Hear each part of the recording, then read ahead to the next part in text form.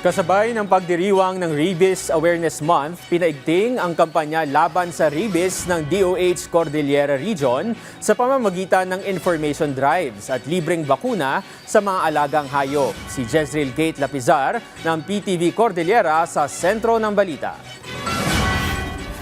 Responsibilidad ng fur parents na tiyaking nabakunahan laban sa rabies ang kanilang mga alagang aso o pusa upang maprotektahan hindi lamang ang kanilang mga alaga, kundi pati ang kaligtasan ng komunidad.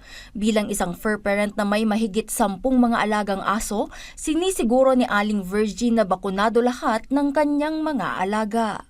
Para pag nakagat yung mga tao, hindi magkakarabis. Kasi pag hindi nabakanuhan, magkakarabis din yung mga iba pag nag-aaway-away sila. Sa lungsod ng Baguio, tuloy-tuloy ang isinasagawang libreng anti-rabies vaccination. Hindi lamang tuwing Rabies Awareness Month, kaya naman walang naitalang mga nasawi dahil sa naturang sakit sa loob ng nakalipas na 2 taon. Continuous po yung ating mga information education campaign. All throughout the year, nagkakanak po tayo ng rabies vaccine sa mga barangays. And then we do spay and neuter. May schedule po tayo doon. Naobserbahan ang pagtaas ng bilang ng mga rehistradong biting animals sa Rehiyon Cordillera noong 2025, kung saan sa dating mahigit 61,000 na rehistradong mga alagang hayop noong 2024, mahigit 96,000 na ito sa pinakahuling datos.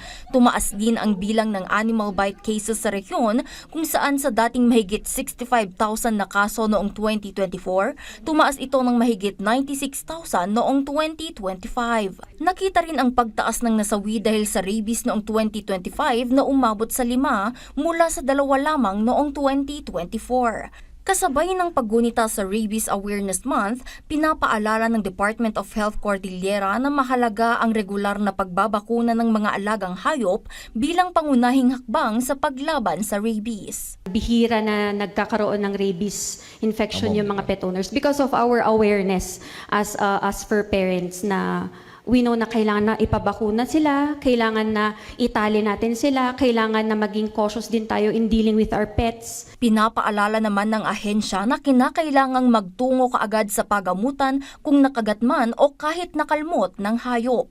Patuloy naman ang pakikipagtulungan ng DOH sa iba pang ahensya at lokal na pamahalaan upang palakasin ang kampanya laban sa rabies sa pamamagitan ng information drives, libreng pagbabakuna sa mga alagang hayop at pagpapalaganap ng kaalaman tungkol sa responsableng pag-aalaga ng hayop. Jezreel Kate Lapizar para sa Pambansang TV sa Bagong Pilipinas.